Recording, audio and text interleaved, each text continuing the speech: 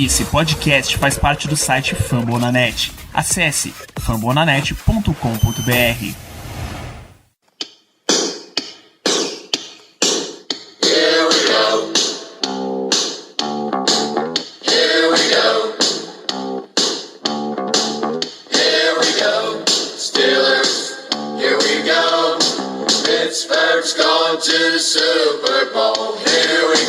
Muito bem, pessoal. Estamos ao vivo para mais uma transmissão de Black Yellow Brasil Podcast. Esse é o programa falando de Pittsburgh Steelers para todo o Brasil, direto de twitch.tv/BlackYellowBR, onde a gente entra ao vivo para fazer a gravação desse programa, direto no seu agregador de podcast preferido ou direto de fambonanet.com.br. Sou Danilo Batista, seu host em mais uma jornada e tenho companheiros para muita coisa de Steelers, como a gente sempre faz. Muito boa noite, Léo Lima. Boa noite, Danilo, boa noite, Germano, pessoal que está chegando no chat, pessoal que está nos ouvindo no podcast. Mais uma semana de Steelers entrando na última semana de jogos de pré-temporada. Vem coisa boa aí, hein? O último jogo promete bastante, principalmente ver Kenny Pickett titular, será que veremos? Ansioso. A definição primordial para a temporada dos Steelers deve ficar aí para a última semana, e cumprimentando também meu amigo em retorno, Germano Coutinho. Boa noite, Germano. Boa noite, Danilo. Boa noite, Léo. Bom dia, boa tarde, boa noite a todos os ouvintes e telespectadores. É isso aí, estamos chegando cada vez mais perto do início da temporada regular. Então vamos embora, que o programa hoje promete. A gente tem uma belíssima quantidade de notícias, a gente tem uma bela quantidade de assuntos para tratar. A gente já mencionou, você que acompanha as nossas redes sociais, hoje a gente vai dar as notícias, entre muitas, do final aí do Training Camp, né? O Training Camp terminou na última semana. A gente já teve mais cortes nos Steelers na data de hoje, nesta terça-feira, e a gente vai lidar com isso. Em um segundo momento do nosso episódio, que é o segundo podcast da semana, a gente vai falar do elenco dos Steelers, da nossa primeira previsão aqui. Vamos, antes da gente começar o programa, dar uns rápidos recadinhos aqui. Estamos ainda em campanha da nossa belíssima, gloriosa Jersey Bumblebee. Mas você que quer trajar essas belíssimas cores para ir, você vai acessar bit.ly/Jersey Bumblebee. Você que está assistindo a live, está aí o endereço na sua tela, está aí o modelo da Jersey na sua tela. Preencher o formulário com os seus dados de interesse, tá? Você vai colocar número, você vai colocar nome, seu tamanho, tem uma tabela de tamanhos aí no endereço, então será um grande momento. Vem com a gente e aí a gente vai informando. Já tem coisas rápidas, R$75 mais o frete, e é num modelo em que ou o mínimo de pedidos é atendido ou ninguém recebe a Jersey, mas eu tenho certeza que a gente vai atingir essa quantidade porque tá num ritmo já muito bom de pedidos. Então, bit.ly/Jersey Bumblebee, reforçando a campanha. Se o Black Yellow Brasil atingir 5.000 seguidores até o final da campanha deste modelo de jersey, hoje temos 4.816, a gente refaz o pedido reabre os pedidos da Jersey Color Rush, a famosa camisa preta com as mangas amarelas, que é essa daqui, ó. Este belíssimo modelo de camisa. Então, compartilhe, recomende seus amigos seguirem lá, @BlackYellowBR, em Twitter, Instagram e Telegram. Vamos ampliando aí essa nossa belíssima comunidade. Eu queria somente, Danilo, deixar uma mensagem aos ouvintes do seguinte: aproveitem. Não é toda hora que a gente faz isso, não é toda hora que a gente cria uma nova camisa, que a gente abre essa possibilidade. Da última vez, que foi a primeira vez, muita gente ficou indeciso, acabou que não quis e se arrependeu. O que a gente não recebeu de mensagem depois, pedindo a camisa, falando, mas eu quero, e a gente não conseguiu fazer, não foi brincadeira. Então, assim, uma dica de amigo mesmo. Não deixe para depois, a hora é essa. Peçam, porque depois não vai tentar se arrepender, que a gente não vai reabrir. A gente tá reabrindo, quer dizer, possivelmente reabrindo da camisa preta, que, como o Danilo falou, é belíssima. Eu realmente, a minha, eu uso muito, uso pra fazer muita coisa e assim, até hoje não deu nenhum problema, e a gente só tá reabrindo agora por um motivo muito mais do que especial, que é a chegada do perfil oficial do podcast no Twitter a 5.000 seguidores. Se a gente conseguir atingir essa meta, a gente reabre a título de presente a todos vocês, tá? Mas a gente não tinha esse plano, a gente realmente só decidiu fazer isso por conta dessa nossa meta de 5.000. Então, de novo, não deixem pra depois, na dúvida, comprem. Não tô falando isso porque a gente vai ganhar dinheiro dinheiro com isso. Não, a gente não ganha absolutamente nada. Todo o dinheiro é o dinheiro para pagar a camisa e para pagar o frete. A gente não lucra nada com isso. Então, assim, não temos interesse que mais camisas sejam vendidas, não. A gente só tá dizendo que, se ficar na dúvida, meu conselho é compre, porque você pode se arrepender depois e não vai ter o que fazer. Exatamente. Então, é um financiamento, entre aspas, tudo ou nada. Não tem lucro investido pra gente. É simples, a gente tá fazendo no preço de custo mesmo. Que o interesse é que todo mundo tenha acesso para trajar essas belíssimas cores. Então, bit.ly/jersey Bumblebee e vamos falar de Steelers. Vamos lá começar com notícias. Hoje, exatamente nessa terça-feira, foi o dia em que todos os times da NFL tinham que reduzir os seus elencos de 85 jogadores, já estava em 90, na última terça-feira foi reduzido para 85, nessa terça-feira de 85 para 80 jogadores. Aí o Steelers cortou 5 nomes, que são eles, o quarterback Chris Olado com escolha de 7ª rodada, running back Mateo Duran, undrafted free agent, wide receiver Christian Blake, que acho que foi uma contratação aí no meio da temporada, o kicker Nick Siba, que foi um dos contratos de Reserve Future dos Steelers, e o outside linebacker Genard Avery. Germano, diz qual é o nome que chama atenção nessa lista? É bem fácil até.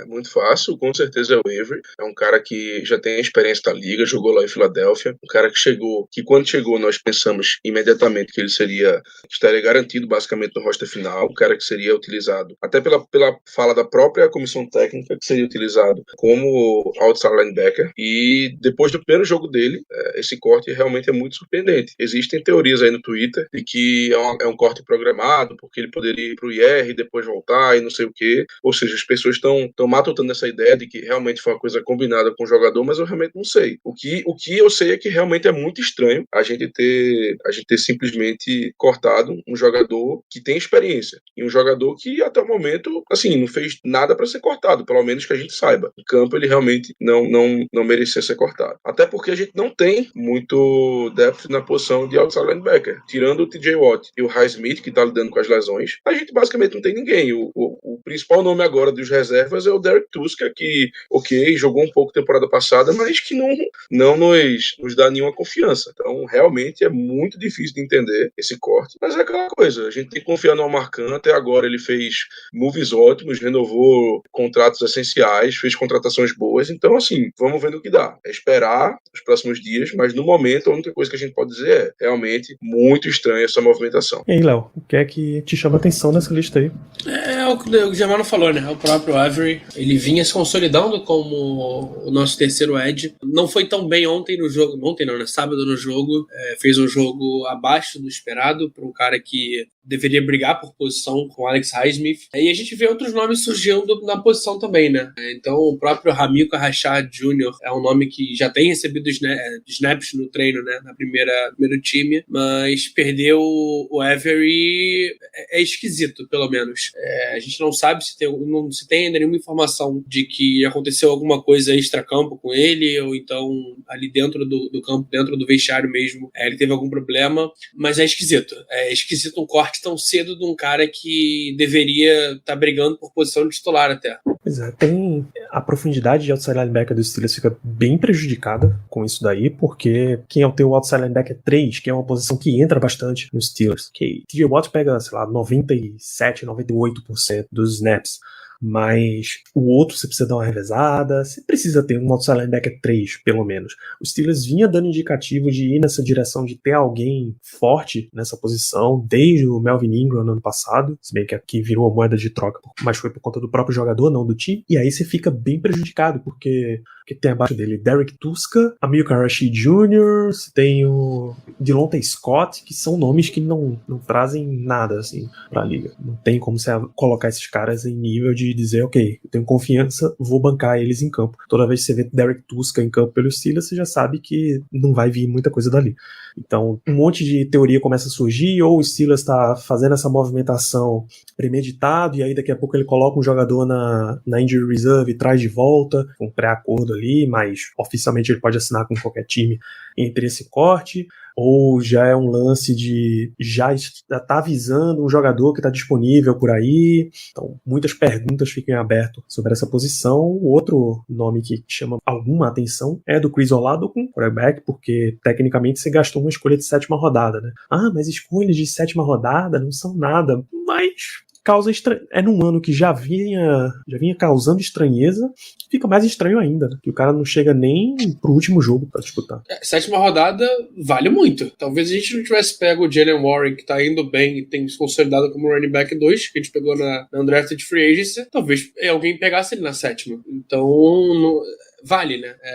Não à toa as pessoas estão trocando. A gente foi há pouco tempo, há 2 dias, um QB ser trocado por uma 7ª rodada em outros times. Então, vale alguma coisa. Não é de graça, nunca. Talvez o primeiro grande erro de planejamento, grande entre muitas aspas, né? Do nosso novo GM. Então, fica aí a preocupação. Vamos ver quais são os movimentos na próxima semana. O Steelers até fez uma acho que na segunda-feira, fez uma substituição de OL no elenco. O Adrian Ely, tackle, veio, mas o cara que entrou no lugar dele é completamente irrelevante, e a única lição que você tira disso é a frase de Mike Tomlin. Você quer repetir, Germano? Eu não dou avisos, eu faço movimentos. Basicamente isso. No caso, só para explicar, movimentos que ele fala são movimentos de roster. Então ele está dizendo que ele não vai avisar ninguém. Se a pessoa não estiver performando, como se diz, né, não estiver indo bem, ele não vai dar um aviso, não vai ficar avisando, melhor aí, porque senão teus dias estão contados. Não, ele está dizendo que ele vai, e principalmente em relação à linha ofensiva, ele apenas vai fazer movimentações, ele vai trazer pessoas que ele entende que podem agregar mais do que aquelas que estão aqui conseguiriam. Então, é tomar cuidado.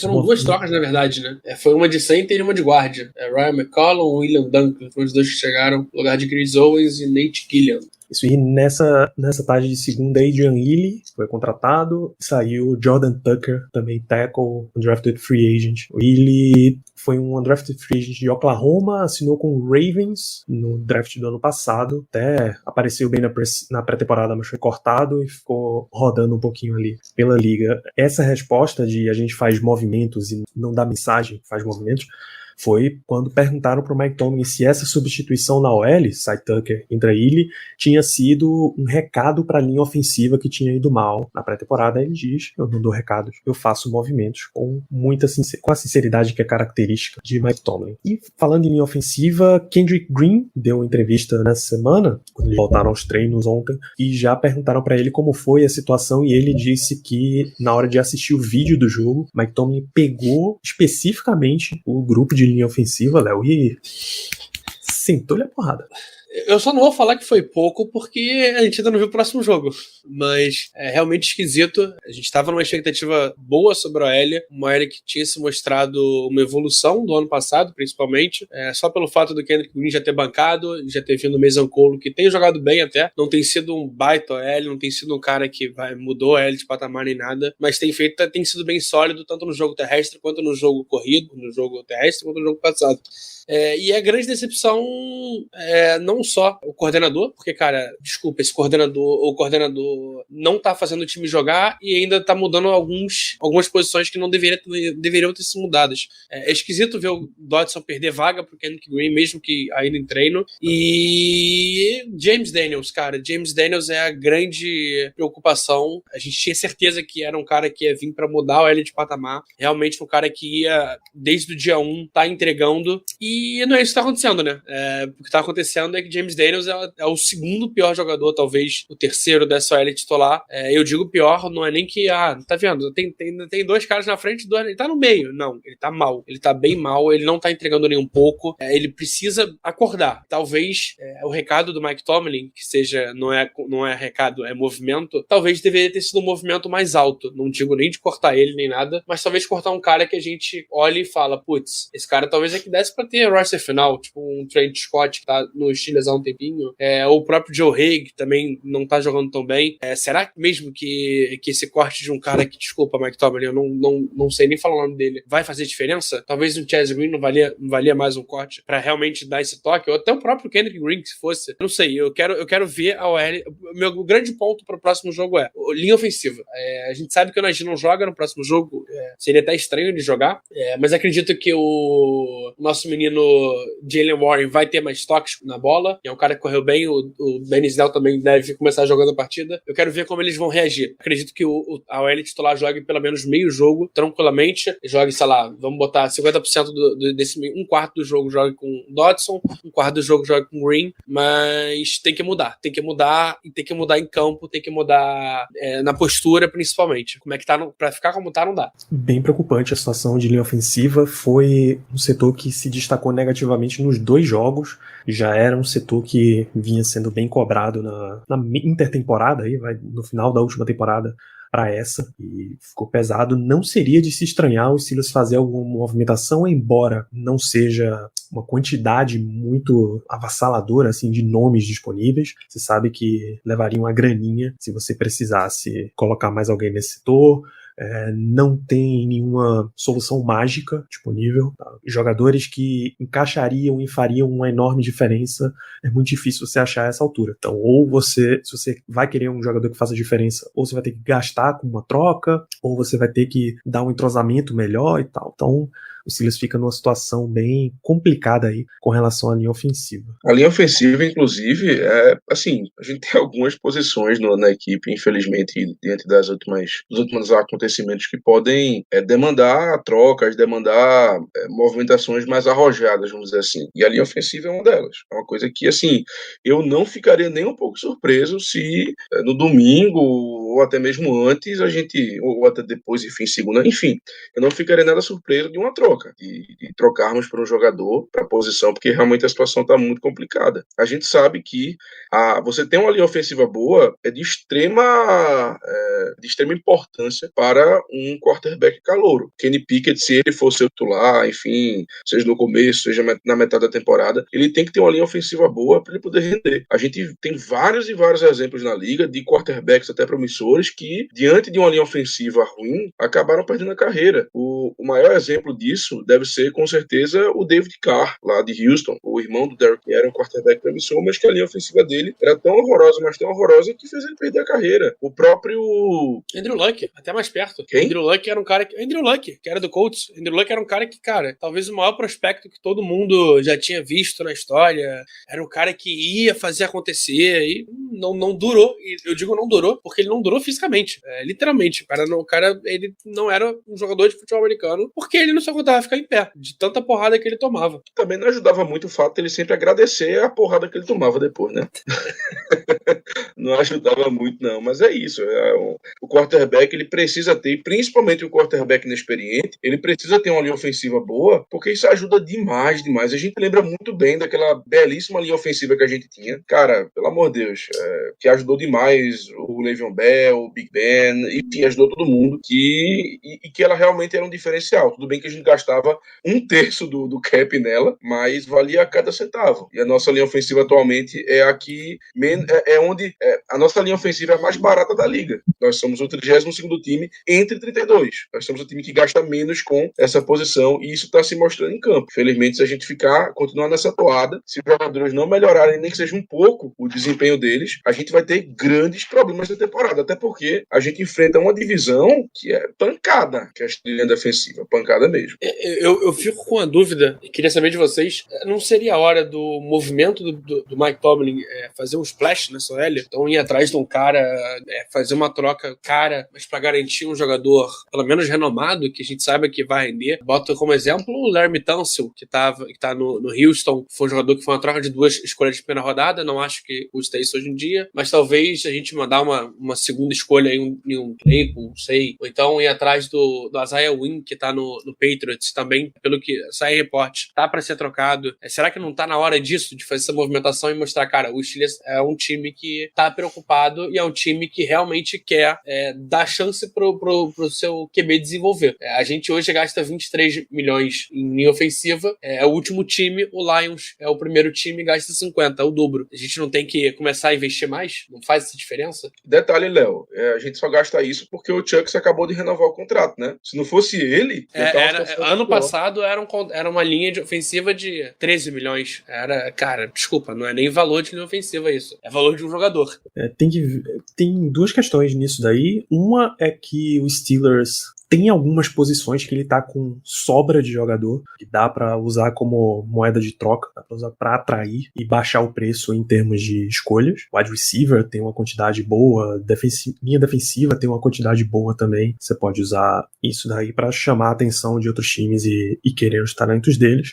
Mas me chama mais atenção em que timeline o Steelers se vê em termos de competição. Tradicionalmente, times que estão em reconstrução atrasam um pouquinho os grandes investimentos. Você não vê time que se considera em rebuild comprar jogadores. Estão sempre vendendo para ter recursos que a linha de desenvolvimento vão vir depois, quando seus principais prospectos estão mais prontos. Né? O quarterback, quando tem uma temporada explosiva no ano 1, no ano 2, no ano 3, geralmente é onde os times botam mais talento ao redor dele. E isso vale para toda uma série de esportes. Se o Steelers se acha num ponto em que ele vai continuar competindo por vaga de playoff, pelo menos em discurso oficial é isso que ele diz, não tem motivo para não investir. Saca? Principalmente porque você tá, todos os indícios mostram, perto de ter um quarterback calouro entrando em campo, você tem que trabalhar muito melhor, principalmente essa proteção para ele. E segundo, porque já não tá mais numa situação de cap estrangulado, né? Você pode fazer uns investimentos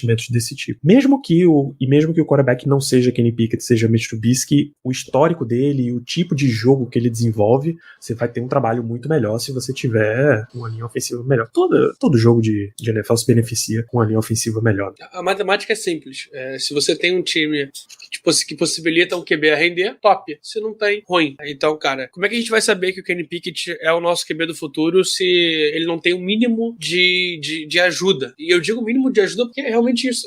É uma OL que consiga dar ele um tempo pra fazer uma jogada. A gente muito falou de que nos últimos programas, de que ele não consegue jogar a bola muito longe ainda, tá faltando isso, de que falta tempo pra ele pensar. Cara, quem garante isso não é ele.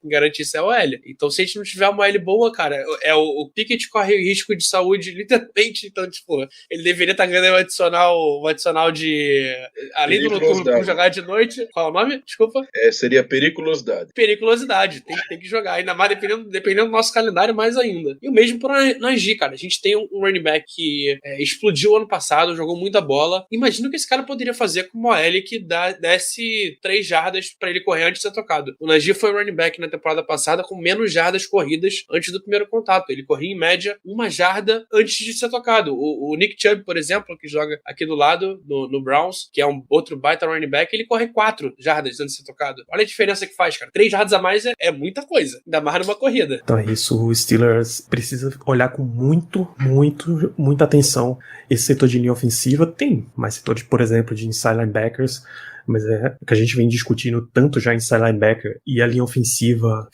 chamou a atenção por notícia nessa semana, né, em declaração de um próprio jogador. Inclusive, Green, ele afirma que não foi um ataque pessoal, foi mais uma questão de mostrar que o setor como um todo precisa melhorar, e nisso ele está muito correto. Bom, o Steelers já fez 2 jogos de sua pré-temporada, aliás, a NFL inteira já fez 2 jogos de sua pré-temporada. Tem mais uma partida para ser disputada, tá? Nesse domingo, 5h30 da tarde, horário de Brasília, contra o Detroit Lions em Pittsburgh. O Acrisure Stadium vai receber seu segundo jogo sob esse nome. Tem transmissão americana na CBS e brasileira da ESPN. A gente volta a reforçar para vocês darem uma interagida lá nas contas e nas hashtags da ESPN, porque aumenta a visibilidade da torcida dos Steelers. Essa semana saiu uma campanha, até falar isso com vocês, o site The Playoffs, o site brasileiro, fez uma pesquisa de tamanho de torcidas no Brasil, e a torcida dos Steelers ficou em 8º lugar nessa campanha. Deixa eu até dar uma buscada na imagem. Mas o que é que você acha desse movimento aí, Germano? Rapaz, fico surpreso. Eu achei que nós estaríamos mais acima, até porque em relação à torcida atuante, com certeza somos top 5. Mas aí, assim, para realmente comentar sobre isso, só vendo quais são os times que ficaram acima da gente. Que eu posso dizer se eu concordo, se eu compreendo, se é compreensível, se realmente eu acho que é um absurdo. E já resolvo isso para você agora mesmo, Germano. Ai, tá na mão. Tá entrando na tela aí, ó. Post do The Playoffs lá no Instagram. Torcida número 1 é do Green Bay Packers, número 2 do New England Patriots, número 3 San Francisco 49ers, número 4 Kansas City Chiefs, número 5 Seattle Seahawks, 6 Dallas Cowboys, número 7 New Orleans Saints, número 8 Pittsburgh Steelers, a 9 é do Denver Broncos e a 10ª é do Buffalo Bills. Agora você pode falar aí, Germano. Rapaz, alguns me surpreenderam. Na verdade, apenas dois. O 49ers e o Saints. O Cowboys não me surpreende, porque realmente o Cowboys é um time que tem vamos dizer assim, é um time muito que aparece muito, enfim, tá toda hora em Sunday Night, é o famoso America's Team, né, que eles chamam, então não me surpreende tanto. Agora o 49ers e o Saints, estou surpreso. Packers e Patriots, enfim, né, não tem muito o que fazer. Chiefs é o novo time, né? Mahomes, Seahawks, a modinha daquela fase que ele chegava no Super Bowl quase todo ano, daquela defesa, então é compreensível também esses 4. Agora, e Cowboys, como eu falei, esses 5. Mais me surpreende é o 49ers em segundo. Tudo bem que chegaram no Super Bowl há pouco tempo, mas não é um time que tenha um grande quarterback, não é um time que chame a atenção por conta disso. Realmente é um time que também não ganha nada há muito tempo, não é um time vencedor recentemente, e enfim, me surpreendeu. Me surpreendeu mesmo, o 49ers. E aí, Léo, o que você acha desses times, desse ranking, da posição dos Steelers, enquanto eu tô buscando a posição dos nossos adversários? Entendo que faz muito parte do momento também. O Steelers é um time que não tem se mostrado tão frequente em decisões e tudo mais, apesar de ser um time que tá sempre em Sunday Night, Monday Night, mas é uma questão de tempo também. É muito isso, é muito a falta de um cara, uma grande estrela midiática, digamos assim, vai. Que a gente olha, o Chiefs tem uma estrela midiática grande, querendo ou não, que é o Mahomes. O Packers é um time que tá sempre... Packers e Patriots a gente entende bastante. O Cowboys é um time que tem sempre tido programas com eles. Então teve alguns da Hard Knocks, que é da HBO. Se não me engano, teve também o da Amazon, o Or Nothing. O Saints também é um time que vem se criando com o tempo, acabou de lançar um filme há pouco tempo sobre o Saints, faz parte também, né, na Netflix. Então são muitos times que estão na grande mídia, que não tem nenhuma relação com o futebol americano e, querendo ou não, acabam chegando mais fácil no Brasil. Essa chegada faz a diferença. E aí a gente coloca muito o Bills, que é o time novo, é o novo time do caramba, tá crescendo, e é um time que a galera que tá começando a ver agora pode gostar mais ou não, né? Então é mais fácil ter essa empatia por ser um time que tá no topo. Eu acho que falta um pouco o Steelers recuperar esse prestígio. Talvez a gente estaria um pouquinho mais acima, numa pesquisa feita pela NFL Brasil, um pouco de mais alcance. Não sei como foi a amostragem, mas a gente tá lá, não importa. A gente tá sempre ali no top 10, a gente tá sempre ali crescendo, é um time grande, é um time que faz questão. O Xande comentou no chat, o Super Bowl, o 49ers foi pra 2 Super Bowl nos últimos 10 anos, cara, isso impacta bastante. É um time que tem muitas páginas que, quando falam, a gente vê a diferença de curtidas e tudo mais. Então é isso, é trabalhar principalmente a parte midiática, e digo muito pra fora. A única coisa que me surpreende é o Chargers não tá aí, porque é um time que no Brasil ele cada vez mais tem crescido, muito por conta dos influenciadores que gostam, como o Cazé, por exemplo, e o Beltrão, e a gente sabe o alcance dessa galera que tem. Então talvez, se fosse uma pesquisa feita na NFL Brasil, a gente veria mais a aparição deles, né? Achei interessante. O Chargers é o 29º, caramba, empatado tá com o Detroit Lions. É um time pra gente ficar de olho nessa lista nos próximos anos. Citando os nossos rivais de AFC Norte, o Baltimore Ravens é o 12º da lista, tá? O Cincinnati Bengals é o 17º e o Cleveland Browns está empatado com o New York Jets na 27ª posição. Estou surpreso com o Browns, achei que eles seriam o 32º, sem brincadeira nenhuma. Mas o Browns é o time do futuro há alguns anos, né, Germano? É um time que aparece bastante. Rapaz, quem é o último? A Texas. O último é Jacksonville. Jacksonville Jaguars, 32º, Houston Texans, 31º. Me surpreendeu essa, porque o Jacksonville é um time também, citando exemplo dos outros, ele tá muito presente numa série da Netflix grande, então me surpreende bastante, que o cara é muito fã do Black Bottles. The Good Place. O cara é muito fã do Black Bottles. Ele aparecia também muito naquela Ballers, né? Que é do The Rock. Ballers do The Rock, sim. Aparecia. Inclusive, um dos produtores é o Rashard Mendenhall, que jogou aqui, running back. Grande Menderhol. Apenas espero que ele não. Eu só espero que ele não dê um fumble no script dessa série. Entendedores entenderão.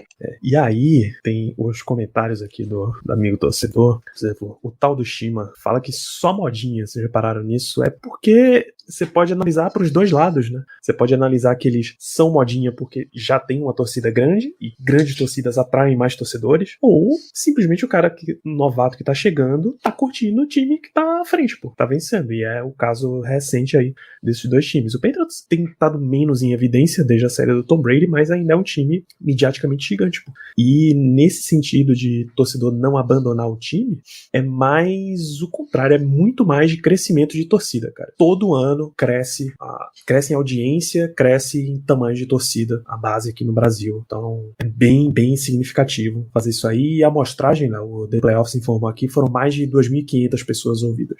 Tá, um número padrão, né? A diferença é muito da maneira como é feito, né? Mas é um número padrão para uma amostragem de país grande. A diferença é que geralmente as pesquisas vão até você e não ao contrário, você vai até pesquisa. Mas interessante. Eu imagino que o método tenha sido o próprio The Playoffs divulgando com as suas redes o seu acesso ali limitadamente. É o possível hoje em dia no Brasil, né? A gente até já tentou convidar a NFL Brasil para fazer uma pesquisa usando a plataforma deles, né, que é muito maior do que a de qualquer portal independente, mas fiquemos com o independente, que é o que tem para hoje. Então, de falar de torcida, eu me referia que no próximo domingo, 5h30 da tarde, a gente tem jogo dos Steelers. É a última partida da pré-temporada contra Detroit. E eu queria saber de você, Germano Coutinho. Quem que você acha que... Quais são os jogadores que você vai mais ficar de olho nessa partida? Quem que seria legal você prestar atenção? Tá, vamos lá. Eu vou ficar muito de olho no Miles Boykin e no Sims, porque eu acho que os dois talvez estejam disputando uma única vaga ali entre os wide receivers. Tem o Vaughn também, que vem atuando bem, mas eu acho que ele tá talvez um pouco mais que ele vai ter um pouco mais de dificuldade de conseguir essa vaga. Então eu diria que eu ficaria muito de olho no Sims e no Miles Boykin. Seria os dois primeiros que eu cito. Quantas vagas vocês acham que vem pra running back? Running back não, desculpa, wide receiver. Aí que tá. Eu tenho aqui, já dando um spoilerzinho, sem os nomes, mas eu tenho aqui 1, 2, 3, 4, 5, 6. Eu tenho 7, mas eu não sei. Mas se eu tivesse que chutar hoje, eu diria que nós levaríamos 6. Contando o Gunner. Isso, o malvadão. Quem é que você quer ver aí, Léo, pra essa partida? Eu tô muito com o Germano. Eu acho que esses três caras aí estão brigando muito por uma posição. Mais até que o Cody White, inclusive, que acho que deu uma esfriada por falta mesmo de vê-lo em campo. E acrescento... Eu quero ver a OL inteira, porque eu quero entender quanto a gente vai mudar nisso. Não. Peraí. Você não quer ver a OL, você precisa ver a OL. Ninguém quer ver esse negócio. Mas eu acho que o grande nome da partida no quesito... Cara, vamos entender o que esse cara tem ou não. É o Carlinhos Plantel, mentira. É o Mark Robinson. Literalmente o Mark Robinson é o quanto ele vai conseguir ser titular ou não. Torço muito pelo Carlinhos Plantel também, mas é outra posição. Mas o Mark Robinson, ele vem, cara, crescendo. A gente viu ele tendo bastante tempo de jogo no último jogo. E eu não duvidaria em começar a ver ele talvez em um ou outro snap com o time titular, por que não? Acho que se o Devin Bush tá tão mal e o Spillane tem uma dificuldade grande pra marcar o jogo aéreo, por que não testar? Deixa o moleque testar, vamos ver qual é. Ele entrou muito bem no último jogo, tá? Que foi contra os reservas já, a turma do terrão, do Jaguars, mas ele entrou muito bem, ele fez parte da mudança de postura da defesa. Ele tem um tackle muito bom, que ele consegue, o rapaz recepciona a bola e ele já mata a jogada com 1, 2 jardas só de avanço. É um cara que eu quero ver mais em campo. Acho que o Buddy Johnson já tá ficando pra trás e ele tá acendendo bastante. Isso. Meu ponto de atenção nesse jogo vai para o outro setor onde tem uma disputa muito grande de elenco, que é a linha defensiva. O topo tá razoavelmente definido. Cameron Hayward, por exemplo, o Chris Wormley já tem mais ou menos basicamente a sua vaga segurada.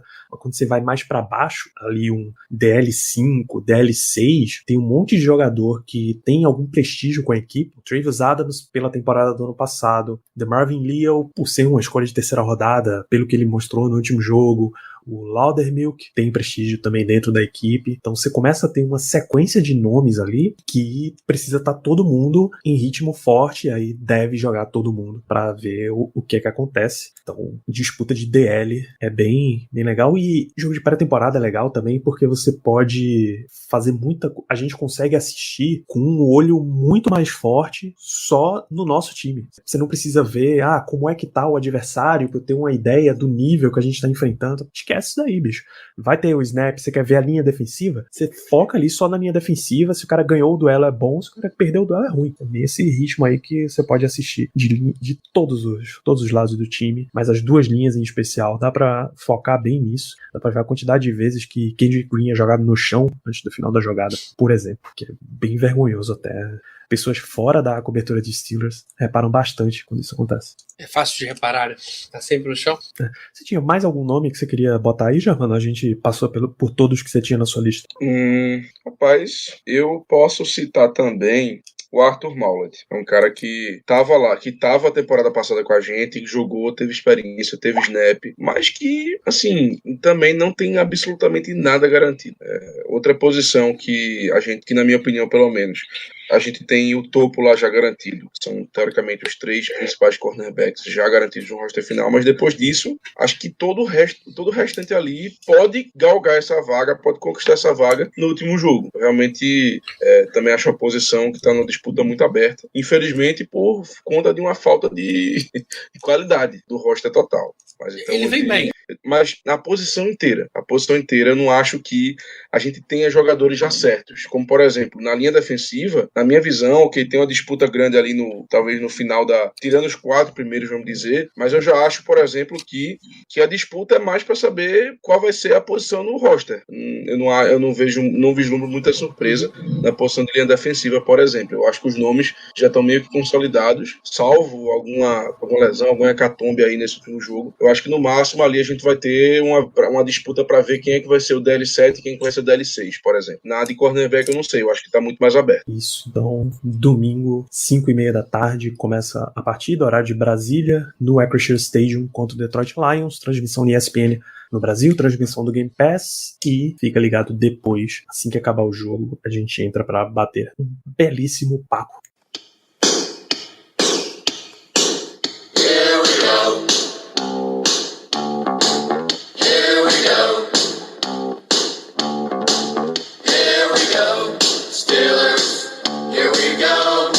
Pittsburgh's going to the Super Bowl. Here we go.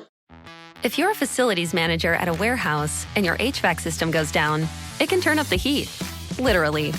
But don't sweat it, Grainger has you covered. Grainger offers over 1 million industrial-grade products for all your operations, including warehouse HVAC maintenance.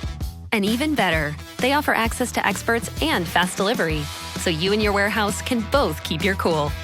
Call 1-800-GRAINGER, click Grainger.com, or just stop by. Grainger, for the ones who get it done.